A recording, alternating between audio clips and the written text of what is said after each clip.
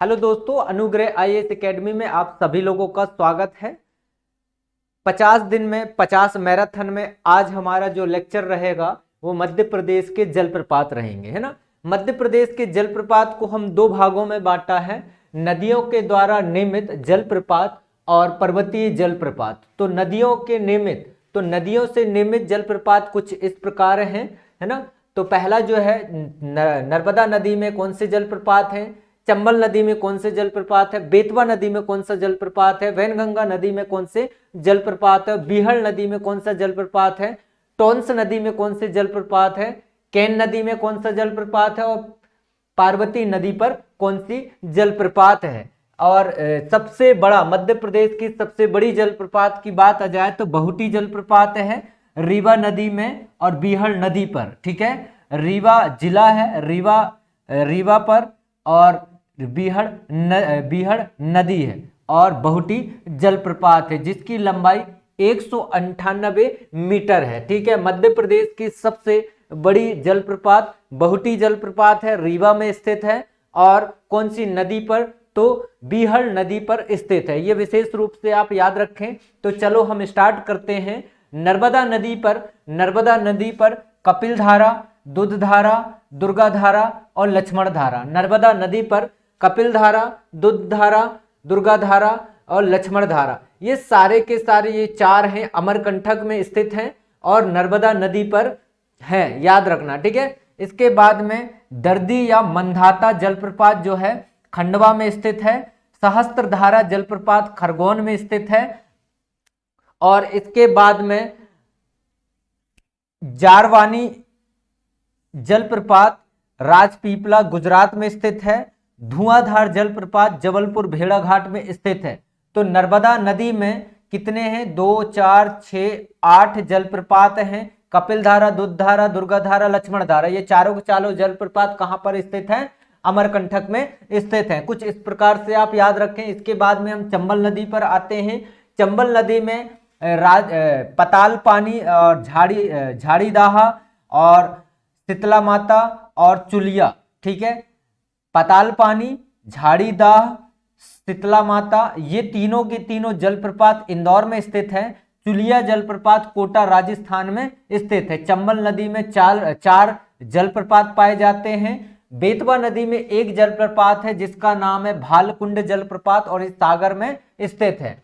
बैनगंगा नदी पर एक जलप्रपात स्थित है गांगुलपारा और ये बालाघाट जिला में स्थित है। और बीहड़ नदी में 3 जलप्रपात हैं, चचई जलप्रपात, बहुटी जलप्रपात और केवटी जलप्रपात। ये तीनों के तीनों जलप्रपात रीवा जिला में स्थित है।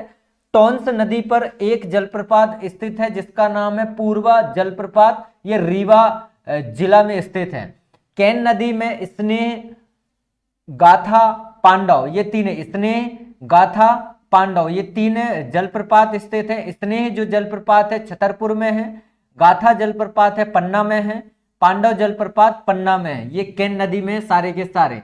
पार्वती नदी पर सुल्तानगढ़ जलप्रपात है शिवपुरी पर। और जैसे कि मैंने आपको बताया था कि हम जितने भी क्लास पढ़ेंगे, जितने भी हमारा लेक्चर होगा, वो सारे के सारे मैप पर आधारित ही होंगे। ये विशेष रूप से आप याद रखें। तो मैंने एक मैप बनाया है और इस मैप में ये सारे के सारे नदियों द्वारा जो निर्मित जलप्रपात है इसे इस मैप में मैंने दर्शा दिया है। तो सबसे पहले हम देखें ये वाला जो एरिया है ना, ये वाले एरिया में कौन कौन सी जलप्रपात लग रहे हैं। तो ये हमारा कौन सा हो गया, चंबल नदी हो गया। ठीक है, याद रखें ये कौन सी नदी है, चंबल नदी। चंबल नदी निकलती कहां से है, तो चंबल नदी जामा पावा पहाड़ी से निकलती है और जाके कहां मिल जाती है, यमुना नदी में मिल जाती है। इसमें कितने जलप्रपात पाए जाते हैं, तो शीतला माता और पताल पानी, झाड़ीदाहा और चुलिया जलप्रपात पाए जाते हैं। इसके बाद में हम आगे बढ़े और पार्वती नदी जो है जो जाके चंबल में मिलती है,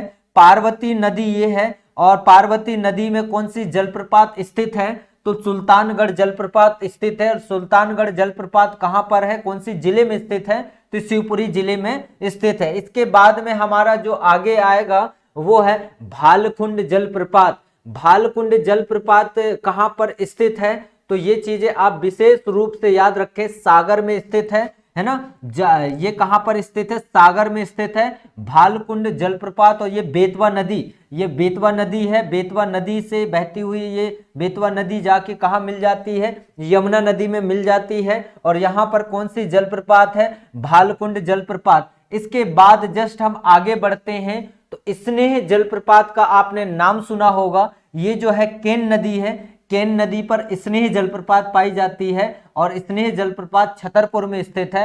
इसके बाद में हम फिर आगे बढ़े, पूर्वा जो मैंने बताया था, ये टोंस नदी, नदी जब मैंने आपको पढ़ाया था तो नदी में टोंस नदी के बारे में बताया था। टोंस नदी जो रीवा से निकलती है उसके बारे में मैंने आपको बताया हुआ है। जितने लोगों ने अगर नदी नहीं देखा है, नदी का वीडियो नहीं देखा है, वो जाके आप चैनल पर नदी की वीडियो जरूर देख लें एक बार, है ना।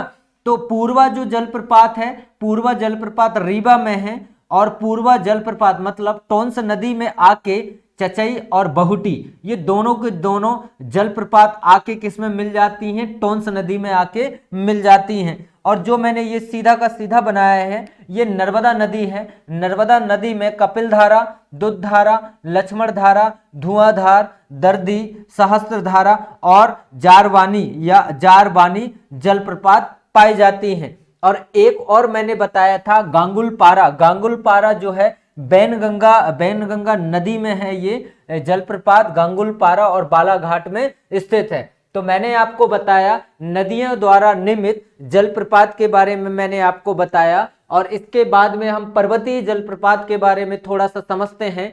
पर्वतीय जलप्रपात में हम देखें तो अप्सरा और रजत और डचेस और शंकर खो, ठीक है। अप्सरा, रजत और डचेस ये तीनों जो जलप्रपात हैं पचमढ़ी में स्थित हैं और शंकर खो जलप्रपात जो है देवास में स्थित है। ये पर्वतीय जलप्रपात होते हैं, ठीक है। तो आज की जो लेक्चर रहा हमारा वो कौन सा है, मध्य प्रदेश के वाटरफॉल, ठीक है। तो वाटरफॉल ऑफ मध्य प्रदेश ये भी आप याद रख सकते हैं, ठीक है। और आज जो जितने भी लेक्चर मैंने आपको बताया है सारे के सारे मैप पे आधारित है। एक बार आप इसे स्क्रीनशॉट ले लीजिए और स्क्रीनशॉट लेके आप इसे मेंशन या लिख सकते हैं, ठीक है। तो हम नेक्स्ट क्लास में एक जबरदस्त वीडियो के साथ में फिर से आपको नेक्स्ट क्लास में मिलेंगे। आज के लिए इतना ही, धन्यवाद।